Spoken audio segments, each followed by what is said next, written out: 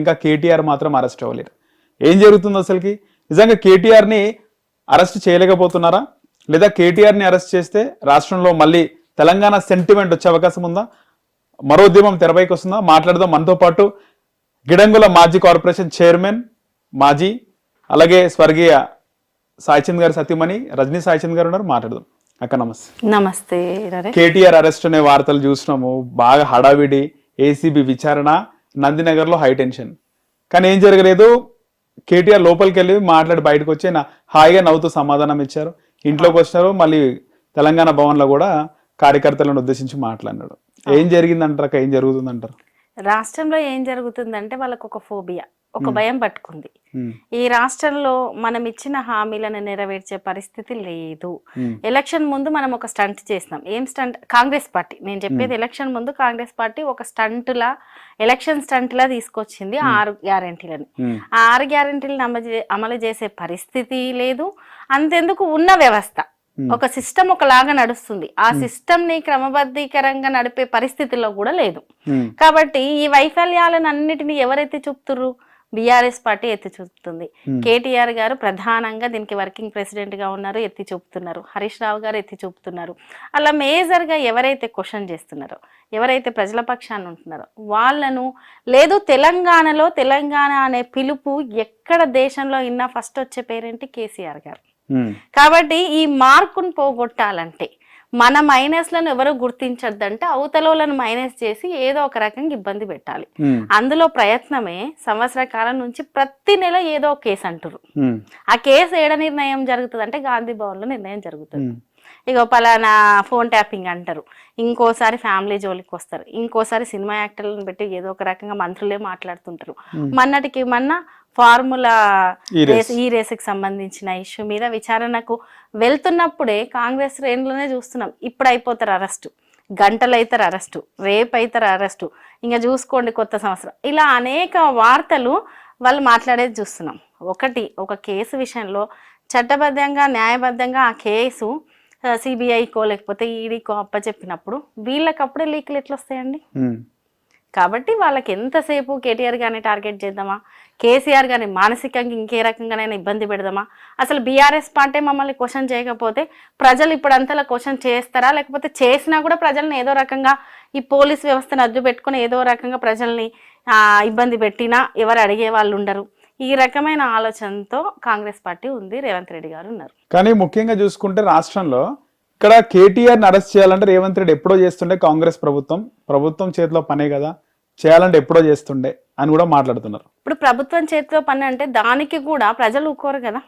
ఇప్పుడు ఎంత ప్రభుత్వం చేతిలో, నిజమే వాళ్ళు చేయదలుచుకుంటే ప్రభుత్వం చేతిలో పని కాదది, వ్యక్తిగతమైన కక్ష మాత్రమే. ఏ ప్రభుత్వాలైనా ప్రజలకు ఉపయోగపడే పనులు చేస్తే గానీ ఎవరినంటే వాళ్ళని అరెస్ట్ చేసే పనులు పెట్టుకోవు ప్రభుత్వాలు.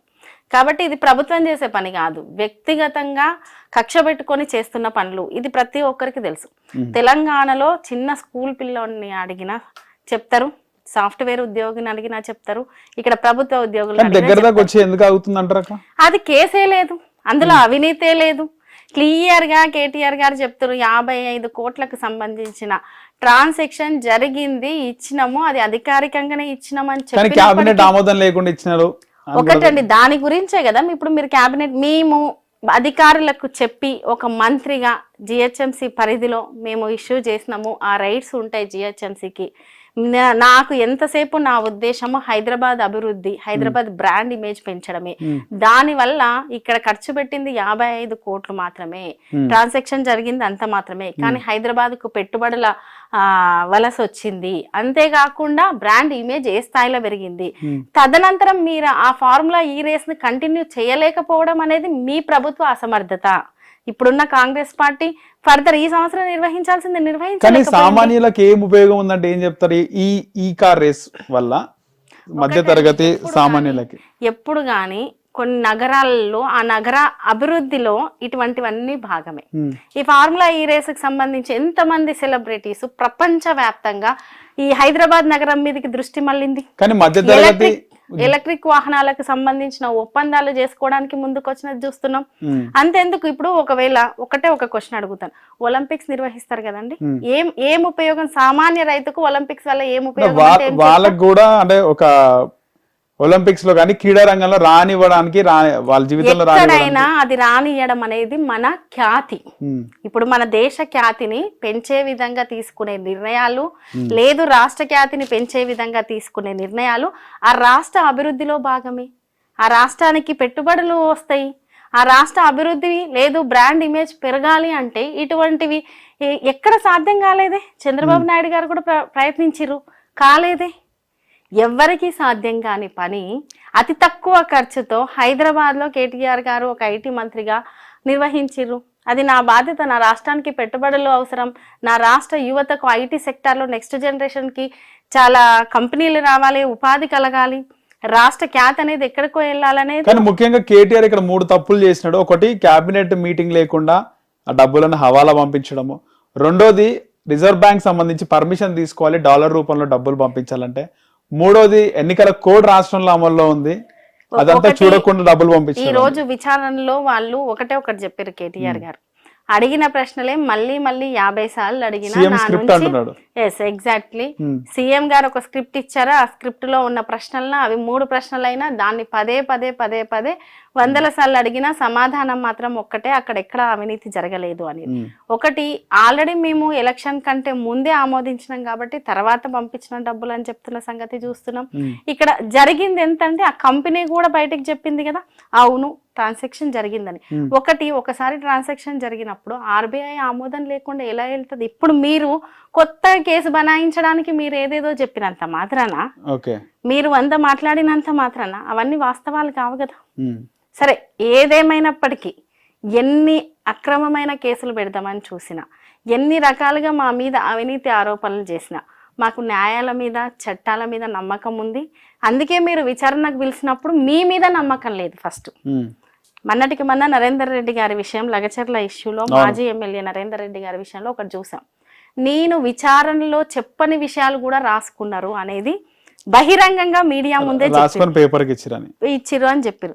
కాబట్టి మీ మీద నమ్మకం అలా జరుగుతుందనే కదా, జరుగుతుందేమో అని అనుమానించే కదా అడ్వకేట్స్ మా లాయర్లను మేము తీసుకెళ్తామని చెప్పింది.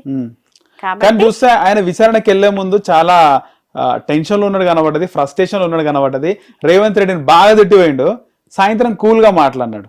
అంటే అరెస్ట్ అవుతారని కేటీఆర్ కూడా కన్ఫర్మ్ చేసుకుంటారా? అది తిట్టడం కాదండి, ఎవరికైనా. ఇప్పుడు నువ్వు చెయ్యని దాన్ని నిన్ను నిందించినప్పుడు నేను చెయ్యలేదని ప్రజలకు చెప్పుకోవాల్సిన బాధ్యత ఉంటది కదా. అదే విధంగా మీడియాకి చెప్పిండు. ఈ రోజు కాదు, పార్టీలో ఇంతకు ముందు దానికి ముందే డైరీ ఆవిష్కరణ మీటింగ్ జరిగినప్పుడు కూడా వ్యక్తిగతంగా నా మీద చేసిన ఆరోపణ విషయంలో మనకు సంబంధించిన లీగల్ టీం ఉంటది, అది చూసుకుంటది. మీరు నా గురించి కాకుండా ప్రజా సమస్యల గురించి కొట్లాడండి. ఇప్పుడు రైతులకు 12,000 ఇస్తామంటారు, 15,000 ఇస్తున్నారు. అది కూడా పూర్తి స్థాయిలో కింది స్థాయిలో అమలు అవుతుందో లేదో, ఎందుకంటే ఇప్పటి వరకు వాళ్ళు చెప్పింది ఏది అమలైన పరిస్థితి లేదు. కాబట్టి ఏదైనా మాట రూపంలో ఉంది, ప్రకటన రూపంలో ఉంది, లేదు పేపర్కి ఎక్కుతుంది, కానీ ప్రజలకు కింది స్థాయిలో అమలు అవ్వట్లేదు. కాబట్టి దీన్ని పక్కకు పెట్టండి, దీంట్లో ఎటువంటి అవినీతి లేదు. కాబట్టి నేను ధైర్యంగా